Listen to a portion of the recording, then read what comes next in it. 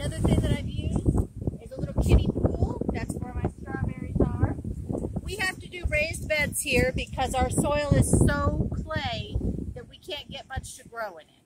We've even tried digging troughs in the ground and filling it with topsoil, and that didn't last more than a year before that was not very conducive to growing either. Over here, we're going to fill this in with dirt, and I'm going to use this as a bed. And then I have my new addition to the garden this year is I have concrete cinder blocks that I have filled with soil that I grew in last year.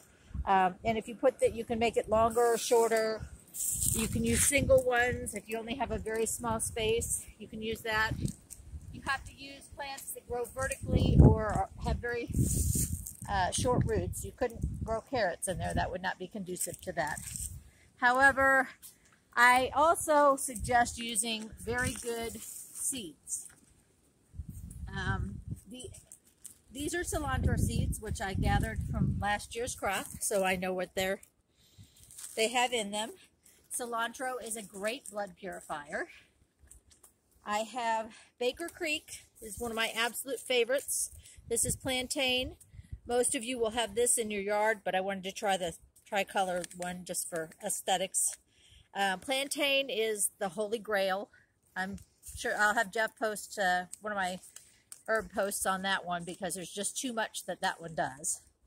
Feverfew, it like the name suggests, great for fevers, also great for migraine headaches. Sage dries up, so if you have, if you're lactating and you wish to stop, or if you have sinus problems, a lot of drainage, sage helps to dry that up. This is basil. Basil, in addition to being one of my favorites, because pesto, yes, it also helps with internal gas and bloating.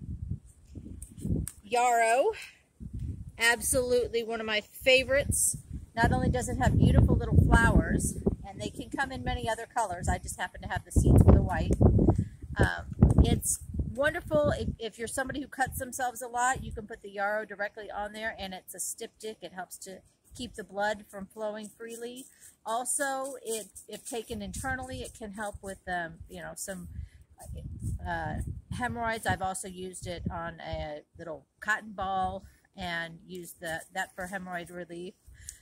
Also, it is good for fevers as well, and especially if you have a virus. This is from Livingston Seeds. That's another one that I use a lot. These that I'm showing you, the seed brands, I know for a fact are not owned by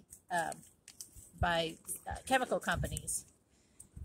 Chamomile, great if you have problems with sleeping or anxiety. Also for stomach problems if cold, and respiratory problems if hot.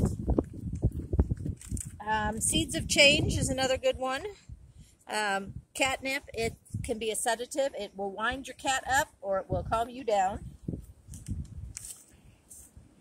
Horehound, very bitter, but it makes a great candy, and it's wonderful for coughs. Stinging nettle, that's another one that can be used in many, many ways for many, many things. And the antidote to the sting of the stinging nettle is the plantain. Mugwort. Mugwort is an awesome smudge. That's what the ancestors of Northern Europe used to use in place of sage, because sagebrush does not grow there. And last but not least, valerian. Valerian will help you sleep like nobody's business. So my challenge to you is to get a container, a little plot of land, some cinder blocks or a couple pieces of wood, and put them together and grow your own herbs.